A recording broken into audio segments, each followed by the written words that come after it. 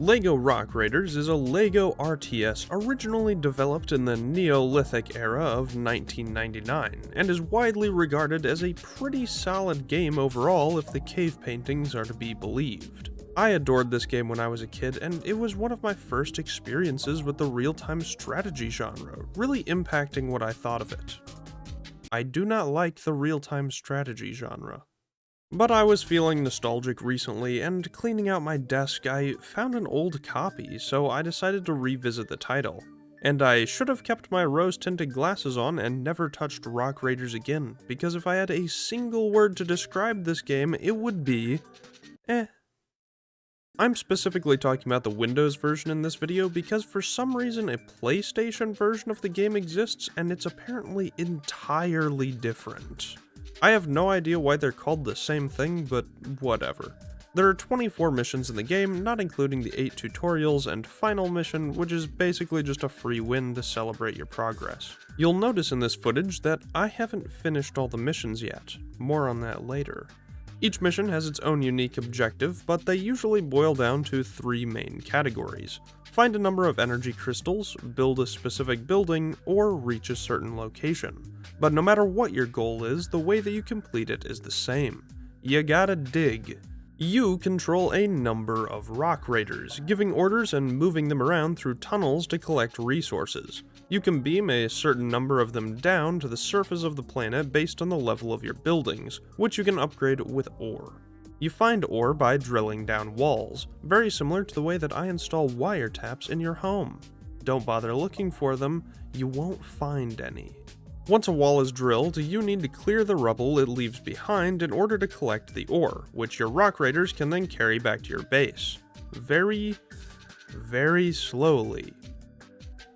Then you can use any ore you've stockpiled to upgrade existing buildings or use it to construct new ones. But a lot of buildings require power to actually function, just like Chainsaw Man fans. There's a building called the power station, which is definitely required to generate power, but to power your power station, you need energy crystals. Sometimes when you break down a wall, you'll get lucky and find an energy crystal. These bright green glowing crystals can be used in the power station to actually generate power for you, and by all accounts are probably incredibly radioactive. I hope these guys have health insurance, they're carrying these around without gloves. A lot of missions just require you to stockpile these, but they're important to get regardless because power generation is frequently needed to keep your raiders alive.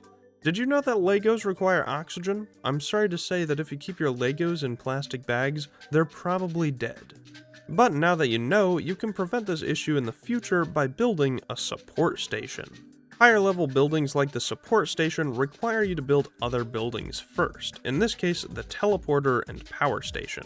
You should try to do this as fast as possible because a large portion of the levels in this game feature a constantly draining oxygen bar at the bottom. It's essentially just a timer, and if it hits 0, you instantly lose. Luckily, you can completely ignore this by building a single support station. Problem solved. But oxygen deprivation isn't the leading cause of death in LEGO Rock Raiders. That honor goes to landslides. Any flat wall can randomly cause a landslide, damaging any nearby units or buildings. The game tells you every time this happens, which is pretty handy to know where you may need to avoid, but there's a problem with that. See, LEGO Rock Raiders is fully voiced, which is super cool and really unique, especially for the time. But it becomes significantly less cool when you learn that every late game map sounds something like this. A landslide has occurred.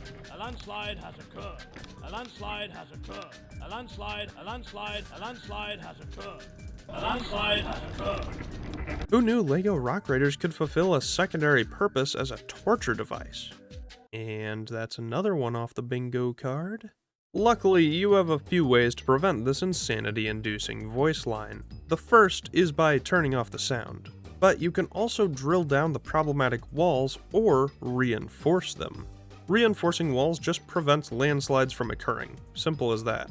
You may be wondering why you should bother to reinforce walls when you could just drill them down, and there are 2 main reasons. First, reinforcing is very quick, only taking a few seconds to complete, so if you don't need that wall removed, you can save time by reinforcing it instead. And second, you can't drill through all the walls right away. While most walls are composed of dirt or loose rock that can be easily drilled through, some are made of hard rock, which can only be broken by explosives or vehicles. You'll need to reinforce these walls early on when you don't have the resources to break them in order to protect your raiders. Or you could just quit being such a pussy and power through instead. But that'll cause problems on its own, since walls that aren't reinforced have a chance to spawn monsters. Oxygen and landslides aren't your only threats in LEGO Rock Raiders. Monsters will also occasionally appear from cave walls or spawn around the map. And I'll be honest, they barely elicit a response. Sure, they can destroy your base and throw your guys around, but they're really slow and die in basically one hit. Who would have thought that giant rock monsters would have the same durability as a 3-year-old?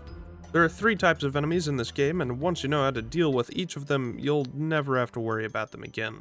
Honestly, the worst part of them is that they require you to equip your rock raiders with weapons. See, each raider can only equip a few tools at a time, and need to go all the way back to base in order to swap them out, meaning equipping weapons will significantly slow down some of your little guys. It's unfortunate, but necessary. The game slows down significantly down the line, with later missions taking so long I could file my taxes if I wasn't committing fraud. They're not hard either, you just need to collect more resources or travel longer distances, making the game a lot more tedious and a lot less enjoyable. It's not necessarily a bad thing, I mean I still had fun, it just kinda feels bad to essentially click drill on a bunch of walls and then play Waiting Simulator for 45 minutes. You can speed up the game in the settings, which definitely helps, just make sure to also disable auto speed, otherwise the game will return to a slug's pace every time a landslide happens. And you already know how often that's going to be. A landslide has occurred. But even if the game is lacking content variety, it's definitely not missing unique features. The camera can be rotated around in any direction, showing off the quite frankly impressive 3D environments for the time. I mean, the game doesn't look that bad, you know, unless you're viewing it on any monitor with a higher resolution than 600 by 600. You can also select your raiders and switch the camera to their view or an over-the-shoulder shot, letting you admire the environments even more. I never used this in my entire playthrough. The music is another story. It kinda sucks. It's just really boring, there's not much going on, at least in this version. While the PC soundtrack feels like it was put together by a deaf 6th grader, the PlayStation version has an absolutely bopping soundtrack. I've been using that one for the entire video because quite frankly, you don't need to know what the PC version sounds like. Also, you may have realized it by now, but the game is piss easy. I mean, it's a LEGO game for 7-year-olds, what did you expect, Dark Souls?